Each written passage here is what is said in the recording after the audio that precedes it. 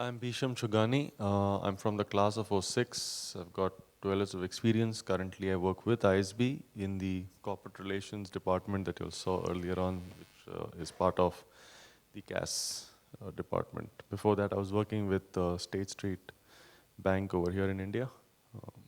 That's me.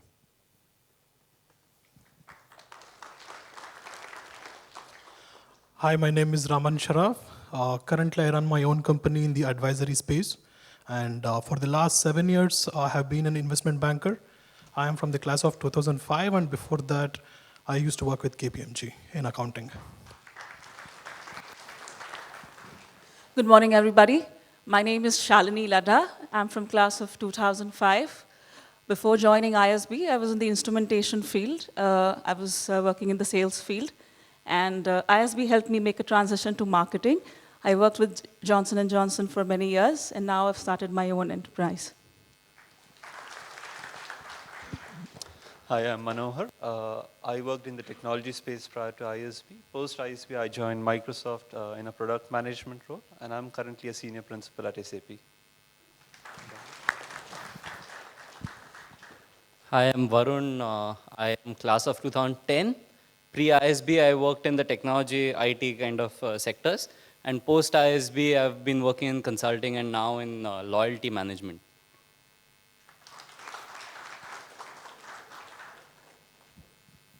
Hi, I'm Ravi, class of '06.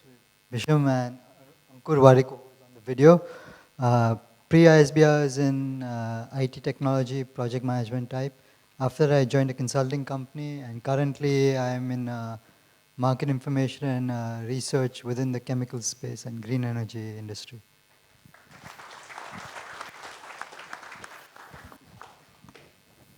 Thank you so much.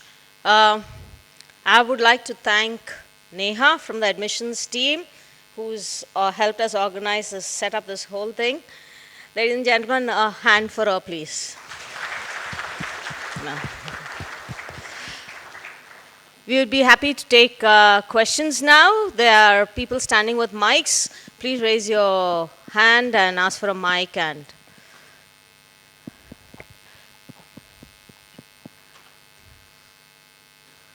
Hi.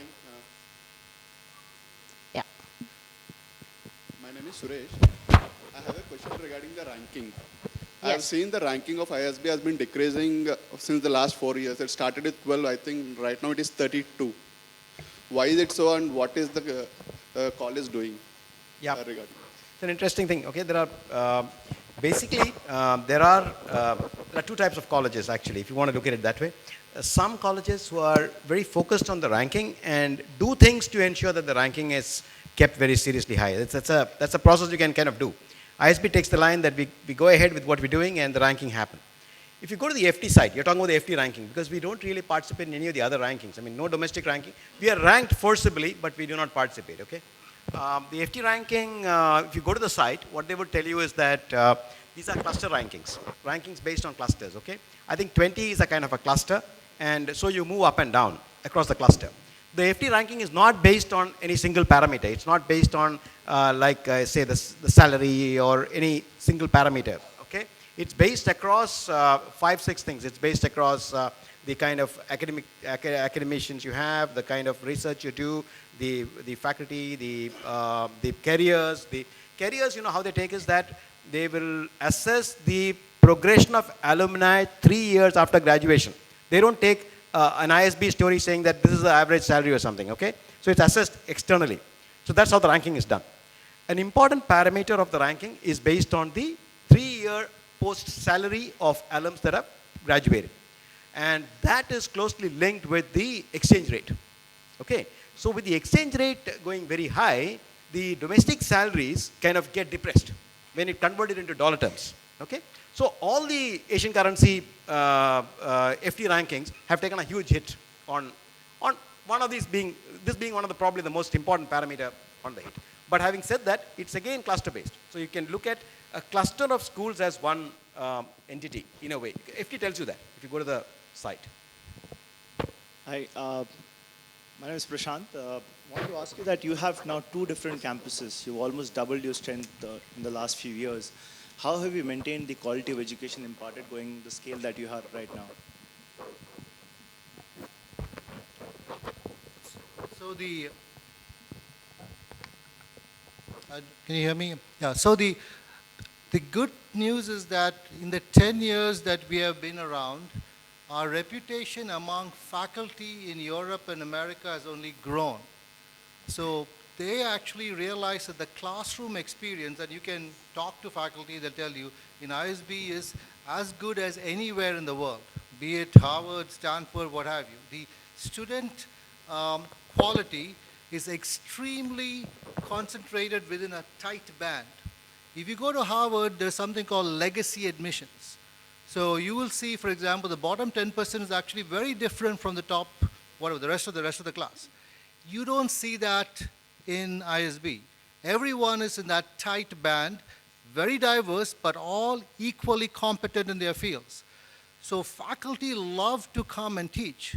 So that problem of actually keeping a quality of our program up has not been an issue at all. In fact, there are more faculty who want to come and who are refused than the other way around.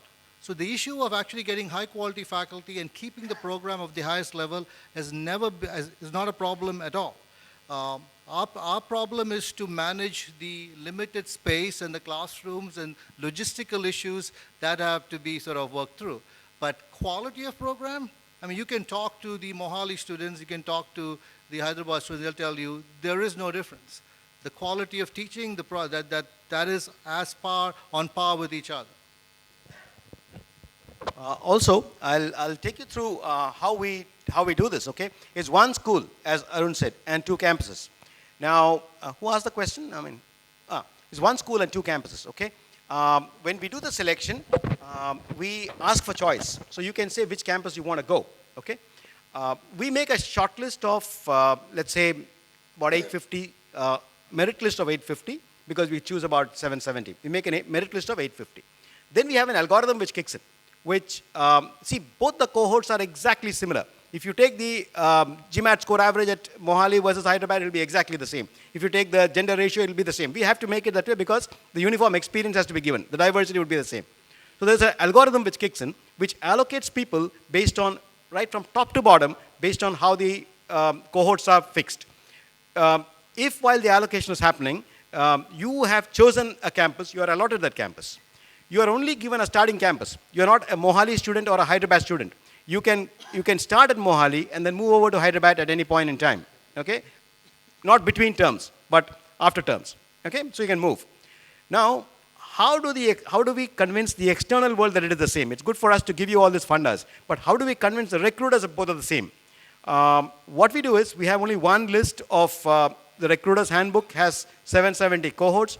The recruiter, when he is shortlisting students, do not know as to which campus you're from.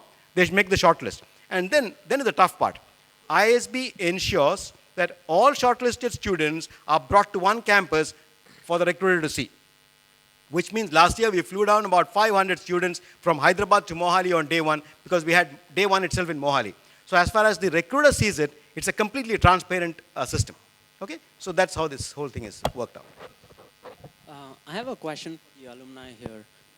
Is there anything, so today when you see a recent ISB grad, do you see something different in terms of, what your learning experience was and when you compare it to the guys who recently graduate? So is there any difference that you see between what you went through and what these guys are going through? I think I'll start with that. I graduated from 2005, so it's been about 8 years. The biggest change that I see is that when I think back, I think if I had applied now, maybe I would not have gotten through. That's the honest feedback thing that I think, right? Because the students coming in are much, much smarter. And I think that speaks for my reaction. Yeah, I think if I can add maybe a different way of putting that is to say that the preparation that candidates come in with is much better, right? So Raman would still have made it because he would have put in more effort. So I think that's where the difference comes in. People are much more prepared than what they were when we guys applied or when we guys got into ISB.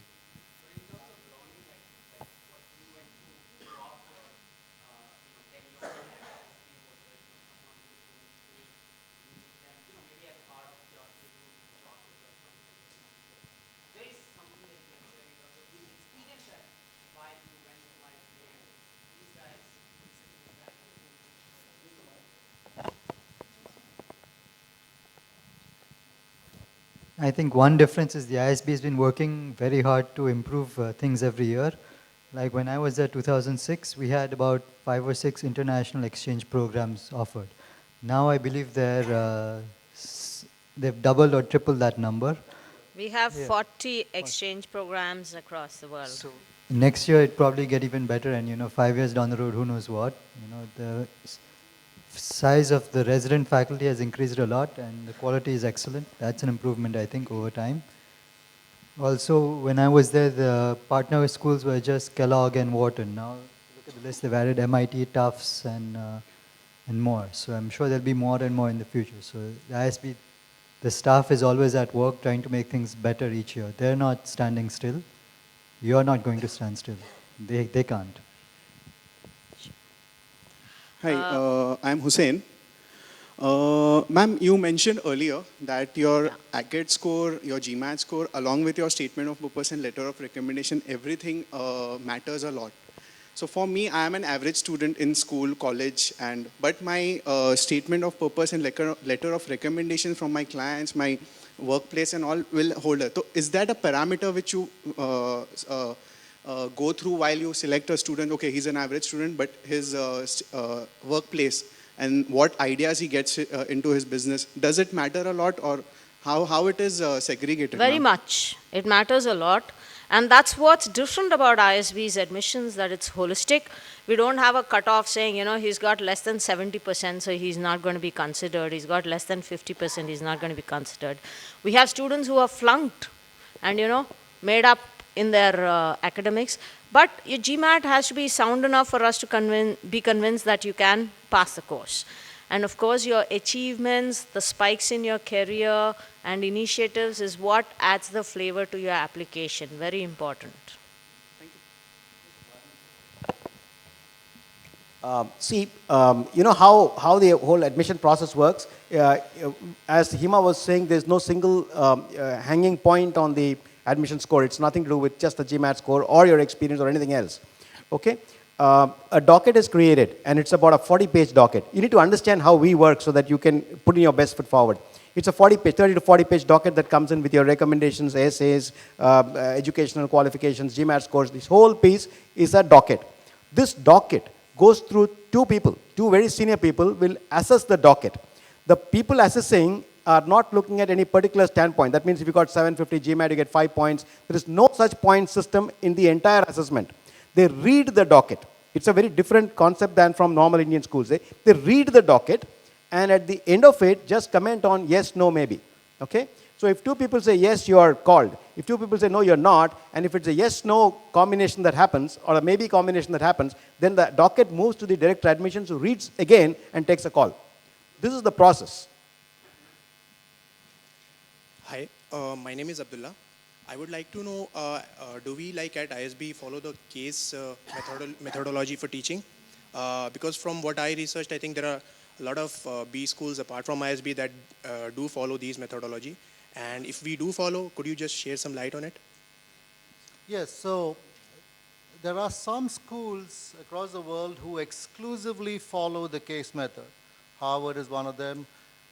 The Ivy School in Canada is one of them. But we don't have an exclusive use of cases. But remember, cases are very successful because they reflect what's called active learning. This whole discussion-based, debate, interactive classroom, right? So we believe we give the option to the faculty member. Many of our courses, I would say a lot of them, or majority of them, will be case-based. But there are other pedagogies too that are as effective, right? So we can use technology. So simulations is more and more relevant.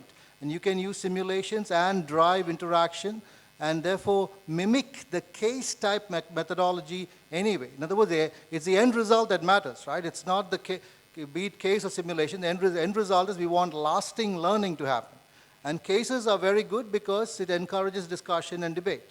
So if we can mimic that through other pedagogies, using technology, simulation, and so on, it should be as effective. So you will see a mix of both, but cases will still be the most commonly used pedagogy in the classroom. Now, having said that, I need to add one more thing, that we have a case center. We produce India-specific cases. So when we have all our visiting faculty coming from abroad, one of the, the criticism in the past used to be that they're coming and teaching American, European cases here, and our conditions here are different. So we have very consciously put out, an initiative to actually drive the production of India-specific cases. So it's growing rapidly. We have a repository of about 75 cases. That's growing at the rate of about 25 per year. And these are, and our cases are either sold directly through Harvard or indirectly through the Ivy School and then through Harvard. So you'll see our cases coming up in the Harvard catalog. My name is Amay. I have two questions. One is I am a budding entrepreneur.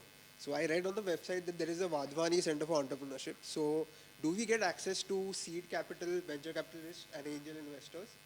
And the second question is for the alumni.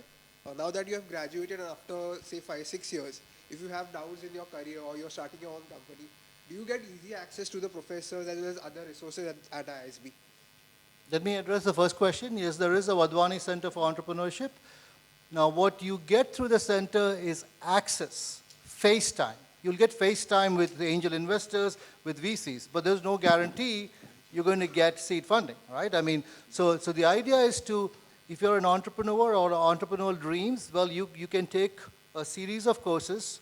We talked about the PAEV, which is preparing an entrepreneurial venture, right? You can take through that. In fact, we just kick-started it last week with Professor John Mullins from the London Business School, who is the top professor, I would argue, in the world for helping mentor young ventures in MBA programs. And he kick-started it. We have got about 35 ventures now in play in ISB. By end of December, these 35 would hopefully have solid business plans that will be then presented to angel investors, VCs, and so on. And some of them will be picked by the Wadhwani Center for incubation. So there is, the potential is there, but is there a guarantee you'll get funding? Well, obviously not, but you'll get access. Your second question was about the alumni, right? Yeah, I think with regards to access to the alumni, I mean, the alumni or the faculty, I think the question was around faculty. So the faculty stays on campus, right? And it's for you to build a network with them. You build a strong network relationship with them. There's nothing that stops you from reaching out to them post-ISB. And just case in point, just on Friday, I had there's a very critical question in our questionnaire that was going out on market research. And I wasn't able to crack it, so I called up my prof who taught me market research during my time at ISB. And I spoke with him, he gave me a couple of ideas. He actually gave me links to explain what those ideas are. So I got a bit of a refresher and I went ahead and incorporated them. That's basically what your question is asking. To add to that, I think, yes, you can always go back to ISB and get help. They're very cooperative. But the best thing is that you have access to all these smart, fantastic people around you, your classmates, your alumni. I am in a startup myself, and I was able to get financial help from my roommate, who was a really, really smart chartered accountant. And he helped me out for free. He could have charged quite a bit of money had he been doing professionally. But he owes me like for making Maggie for him at 2 in the morning once. So, I called him on that and got quite a bit of work done for free. And, people are always willing to help out their classmates. And across the years, you have access to a fantastic alumni network, which is just as good as the faculty and the people around on campus. The one who has the mic gets to sorry, Shelley. Thanks, Hima. Just like to add to that, when I was at ISB, I had an 8-year-old son. So like my entire class knew my son, So now he's 17 years old, and he still interacts with the alumni to ask, what institutes should he apply to now, that he will, be going for his undergrad courses. So it's not just you, it's the entire family that, kind of latches on, to the alumni, to the people who study with you. So I would say that ISB is a lifetime association. Once you get in, then you're there for life. Hi. Can you just stand up, please, and ask the question? My name is Abhijit, and my question is on the recommendations. I just wanted to know if, for some reason, you're not able to get a recommendation from your managers. and you get it from some of your peers, does it in any way impact your application? No, it does not. Does it? And I know a lot of tech companies, they're worried that if they tell their reporting manager they're applying to an MBA, they'll be put on the bench, right? So don't worry about it. You can look at a previous boss you've worked under who can give that recommendation, or a client you can get it from. Finally, if nothing works, then probably a peer is something you can get it from, but somebody who knows your work well. Yeah. Yeah, hi, my name is Deepak Gupta. I've got two questions. First one is, when does the course start in 2014? April, first April. week. Okay. And the second one is, do you have any shipping companies coming for campus placements? Yes.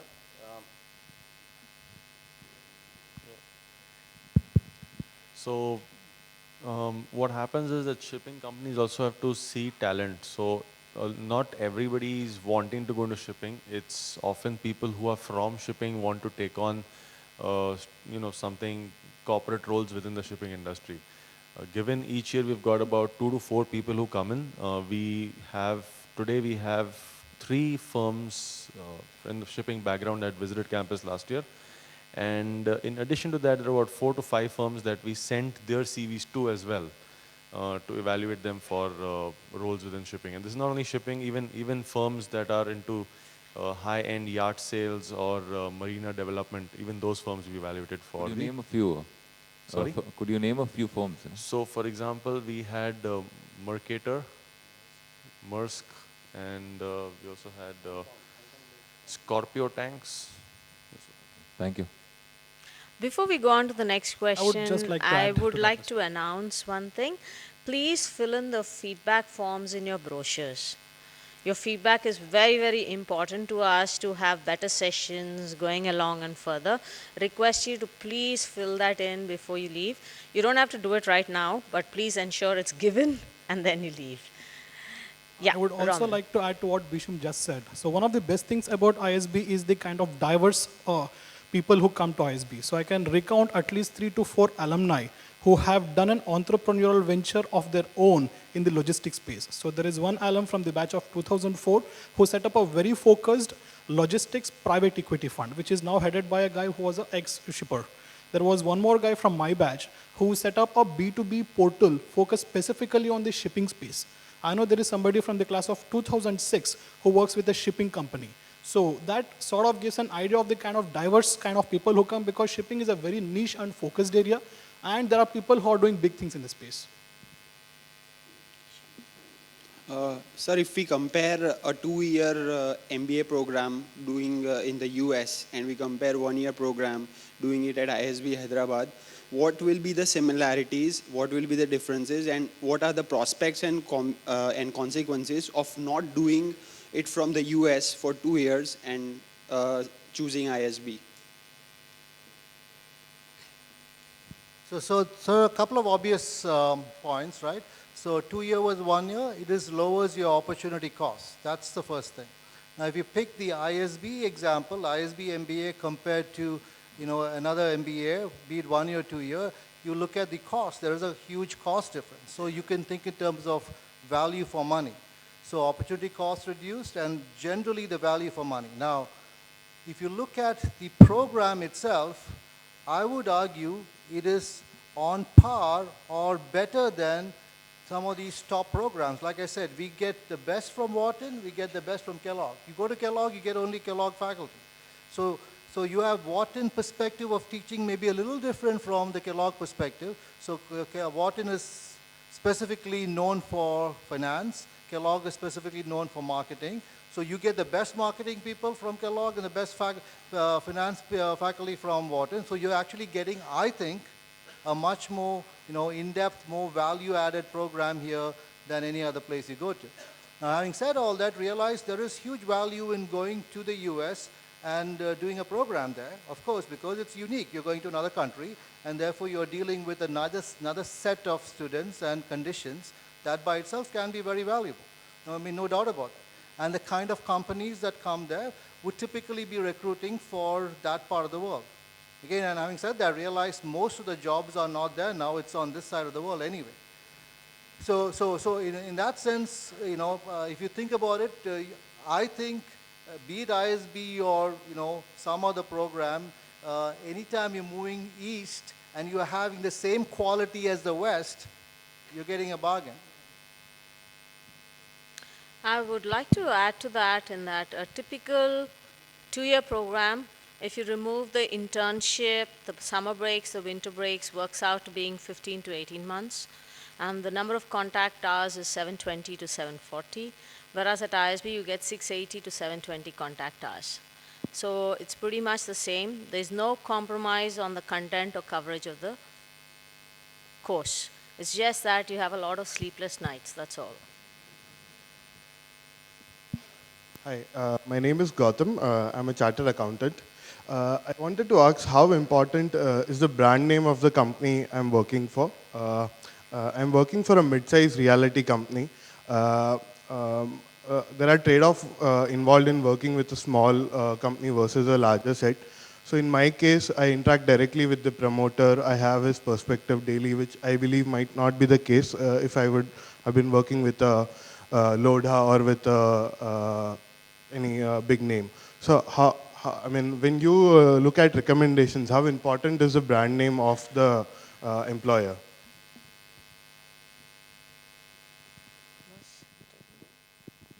Well, you see, you got to understand this, the process which I had explained earlier on how this whole process at ISB happens, okay? So you have two people reading your application, okay? Brand name is good. There's nothing wrong with, if you have a strong brand, it is good. But it is the story you tell that's important. Just now in 10 seconds or 15 seconds, you quickly told us that, see, listen, I mean, I'm coming from a smaller brand. It's not the Lodhas of the world, but I handle major accounts. I have got access to the top people, which could be advantageous to me. So that is the tenor of the thing. You got to convince in that docket that you bring to the table good stuff. That's it. I have a question regarding the admissions requirement. If you have 1 year's worth of entrepreneurial experience and a year of working for a firm, do you still qualify to enter ISB in April 2014? Any full-time work experience that has been paid for is considered work experience. And in some cases, if you had to study part-time because of personal or financial reasons, but at the same time worked full-time, that's also considered work experience. Next question. Hi, my name is Prashant. I wanted to ask you, I understand ISB's USP is the 1-year MBA program. It's very similar to what probably INSEAD also does. Now, except the price point, what else is a differentiator? Let us say if I have to compare ISB versus INSEAD. So, like I said, INSEAD, if you go to INSEAD, you get INSEAD faculty. And each business school begins to have their own character and their own sort of unique culture, if you will. And it's difficult to break out of it if you don't bring in a large group of visiting faculty that refreshes, if you will, the program. So I think what you get in ISB is actually this, like I said, the cream of the cream from the best in the world. So we have over, I think, 140 faculty who visited last year. And these are not, invited just like that. They're invited only because they have performed extremely well. So I would argue the quality in the classroom, I would argue, this is, and obviously it's my perception, is higher and better here than in any other school that follows a unique resident faculty model. Because we can always improve, right? So we can always bring the best. Over time, we get the best of the best. So that would be, I would argue, is a key difference. And I think being located in Asia, I think there's a big difference because I think your potential and the variety of jobs that are possible, I think, are more than if you're in the middle of Europe, at least right now, in these times.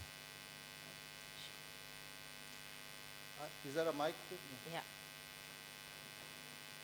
Hello, my name is Sagar. I want to ask the pass out, which other MBA colleges you applied at those times? And why did only ISB?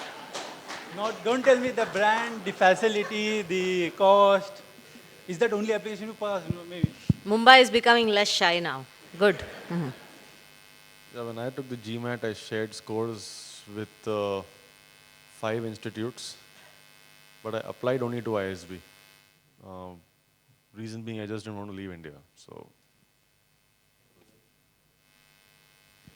Yeah, I applied only to ISB, but before that I had researched for 2 years in terms of what I wanted out of an MBA and what business schools offer that. So it was only one application that went out. 2 reasons. I wanted to get back to working very quickly, so 1 year MBA made a lot of sense. I wanted to work only in India, so ISB was the obvious choice.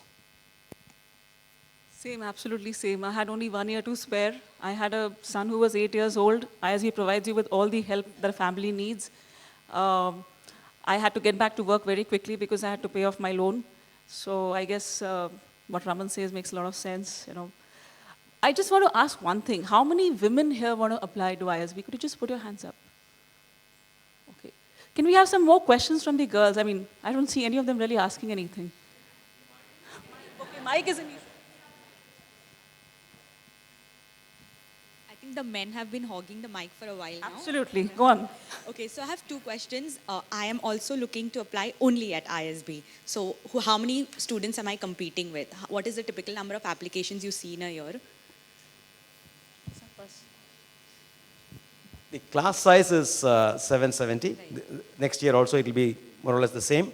And the number, that is competing numbers, will be about 1 in 5, 1 in 6. So that will be the ratio from the shortlisted application dockets to the final offers. My other question is there some way that I can get in touch with the alumni so that they can help me with my applications? So, I stand a better chance. Sure, you can write to admissions and request for a contact with an alumni. But if you're serious and you have really serious queries, because alumni time is very precious for us, we'll vet it and then forward it and put you in touch. If you have an industry-specific or career-specific question you want to ask an alumni. But let me put it this way, how many of you are on LinkedIn? Yeah, most of the ISB alumni is on LinkedIn, so reach out. Who stops you? Yeah. Hello, my name is Suhani, and I was also looking forward to applying to other international B schools. So how does ISB stand different from them, and what more can we get as compared to an international B school? It's a fantastic question. I love answering it. At least my take on it, and then ma'am can please, take forward. Basically, you have to think about what you want to do. So forget, like I'm standing in an ISB session, so obviously it's more about ISB. But fundamentally, you as an applicant are evaluating whether ISB versus some other school. Think about what you want to do. Think about where you want to go. Do you want to be in India? Do you want to go in the States? It's not comparable. And if you want to go to the States and work in the developed markets, why are you going to ISB? No. You should go to some other place, right? So first think about those larger overarching things. Kahan jana hai, kya karna hai, what do I want to do 5 years from now?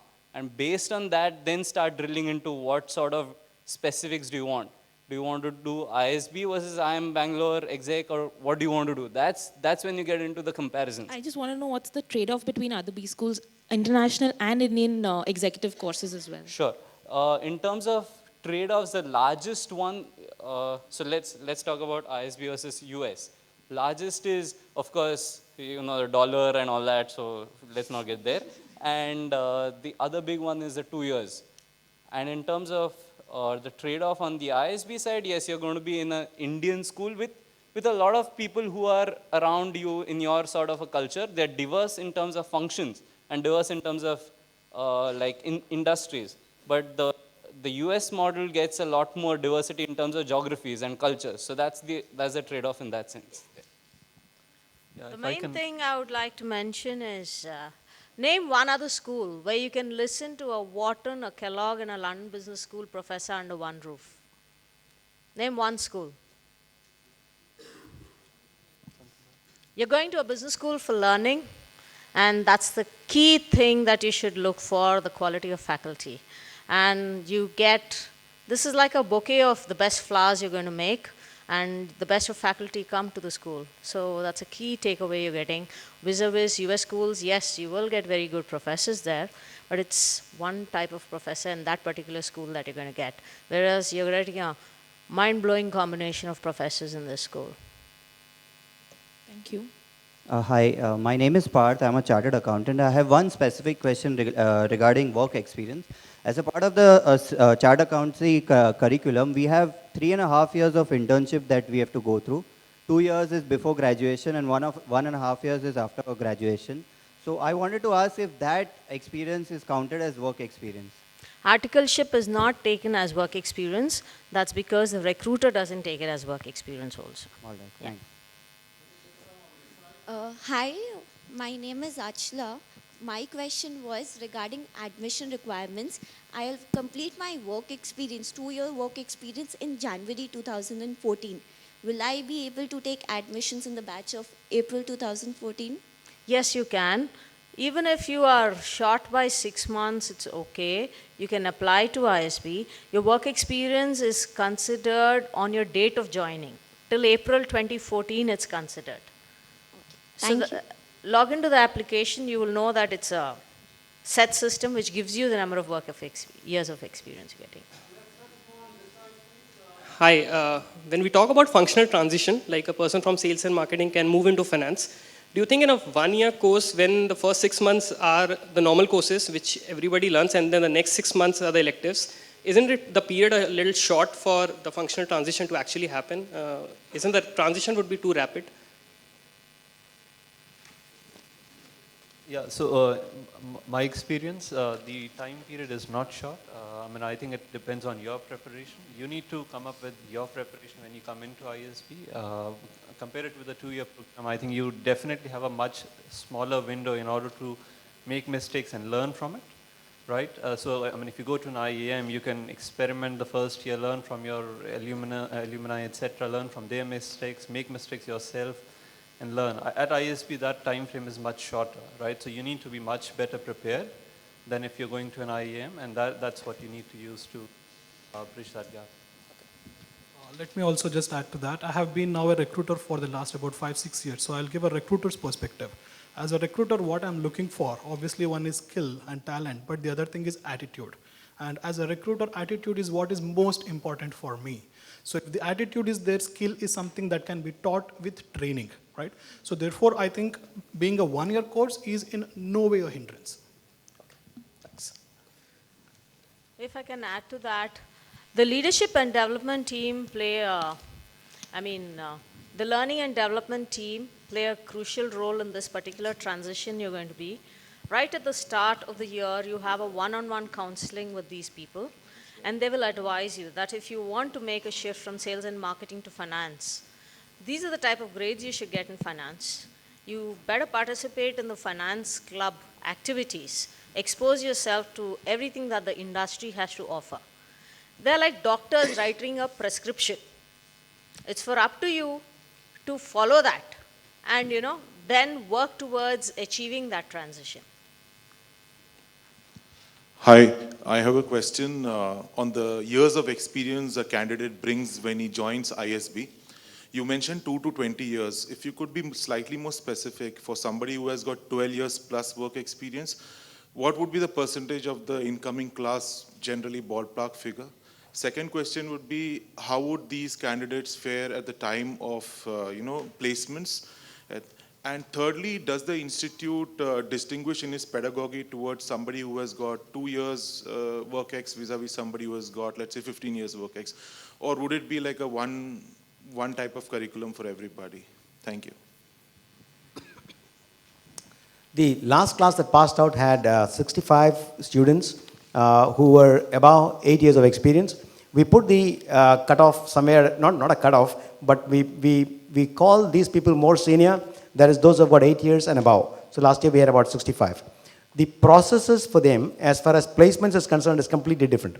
Okay, they are the senior executive club. Their resumes are made earlier. Their resumes are given to companies, and so when the companies are allowed to hire the senior executives even before the day one of placements actually start. Okay, so a different process is followed for the senior executives. But as far as the pedagogy, etc. is concerned, there is no difference because the accent here is on teams.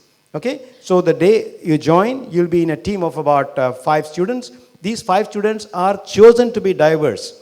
And there's a lot of conflict around that because, you know, you will have a chartered accountant, you'll have a sales guy, you will have a shipping guy, maybe an army guy and a doctor. So you look at things from different perspectives. But the teams are graded together. So it's a kind of a situation where you have to work together and move together. So there you learn from smart ideas coming from youngsters. The youngsters learn from your experience. So we've seen that the, the team thing is a very effective way to take it forward. Yeah, so just to reinforce that, right? So as faculty, we would love to have diversity that brings richness in the classroom for learning. So I don't want all 2-year experienced students only in the class, because I'm drawing on them, right? This is the notion of active learning where you have discussions and so on, and you're drawing on the wealth of experience across diversity in terms of functions and in terms of experience. So the more diverse it is, yeah, I think it's a much more richer learning experience, and faculty love that. I mean, at least the faculty in ISB love that because we are involved in what's called this active learning, where we have case discussions and the kinds of things that I talked about. If it was the old method of teaching, it doesn't matter, right? Who's sitting there? It's just somebody talking. But when we have discussions and debate, we like diversity, and therefore you will bring, if you have lots of experience, you'll bring a richness that adds to the wealth of knowledge in the classroom. Hi, I have the mic here. Hi, I'm Vishwanath. I have 2 questions around recommendations. First of all, how does this process work? So do I get someone to write this on a particular link which you would provide me? Though I've started the application, I haven't really reached that level as yet. I haven't looked at that aspect, number 1. Number 2, I have a few clients who speak Spanish, and I'd ideally like to go back to them for a recommendation. So what about multilingual recommendations? How do we need to get them translated into English? How does that work?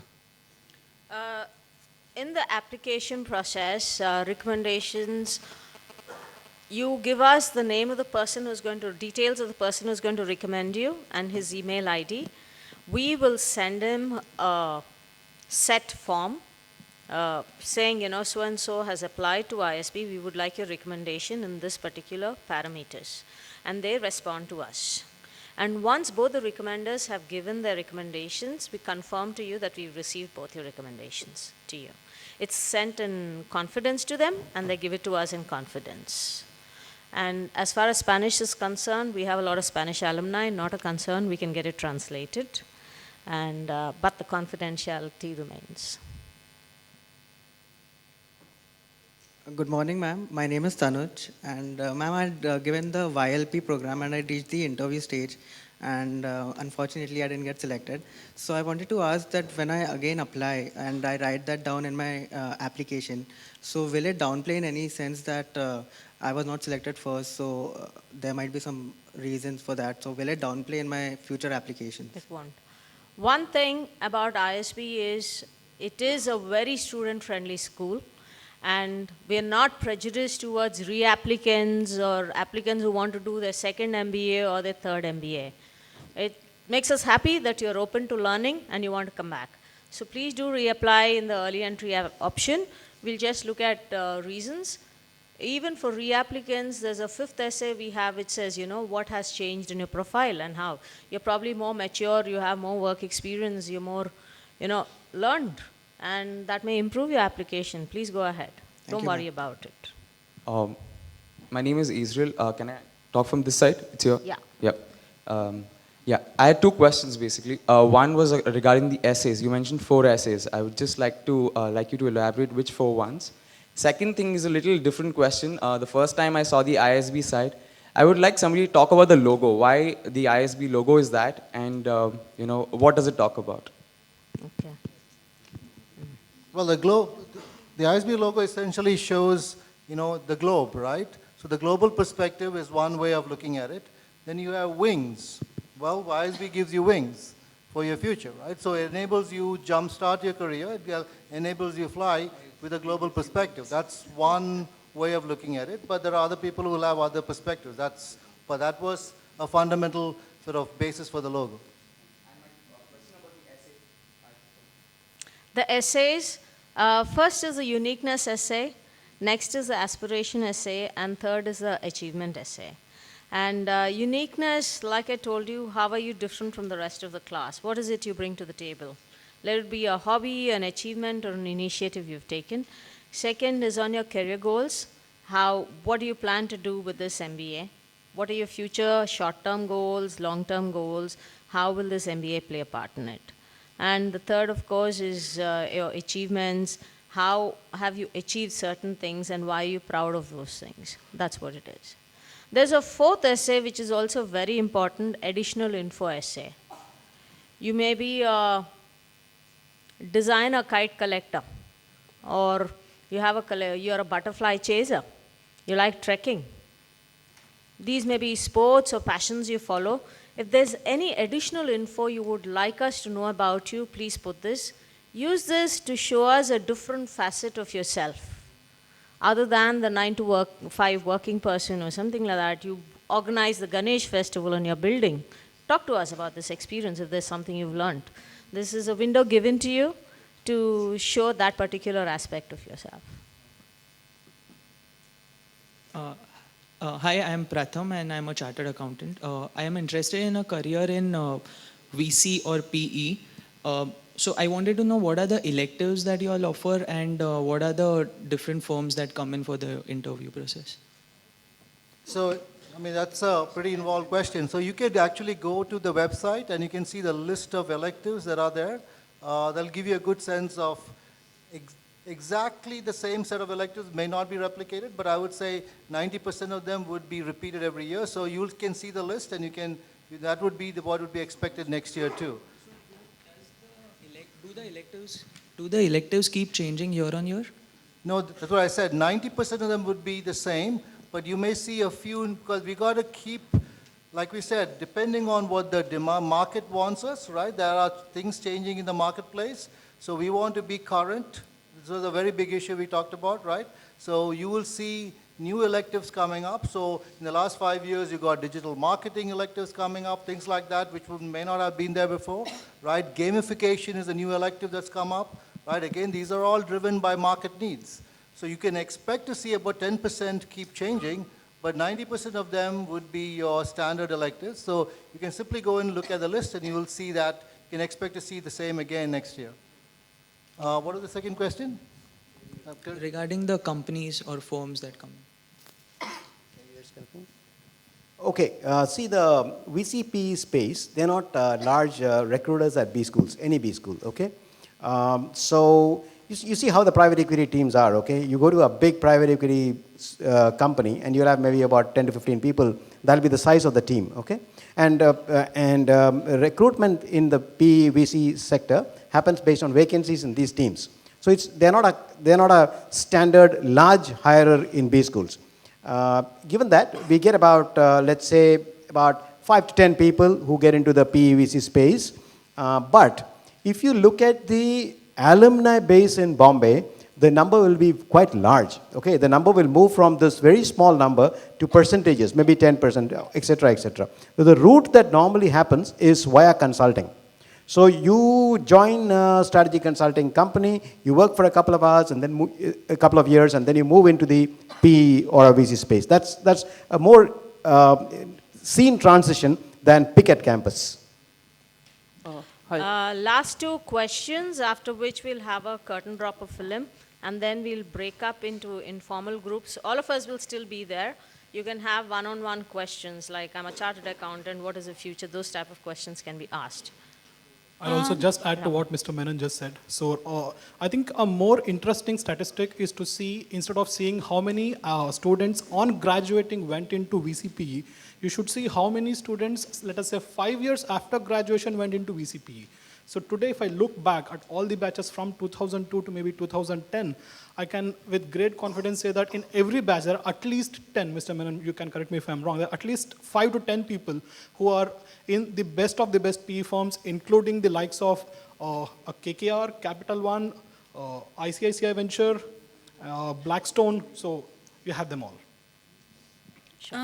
I have a question regarding the functional shift that we were talking about, and when you said that we have to be prepared for that. So that preparation, if it is in terms of the research or, you know, talking to the relevant people and knowing about that particular function or industry, is it sufficient, or do I have to have any achievements, you know, in my work or anything like that? Because for someone who's from IT may not have access to such things in a practical We or work agree with you field. on that. You may not have achievements in that particular field, but it's your skills and competencies which matter. Like, for example, if you're going into strategy consulting, presentation skills will help you. You should be a people person. You should be quick, innovative. All these are skills which you should hone up on.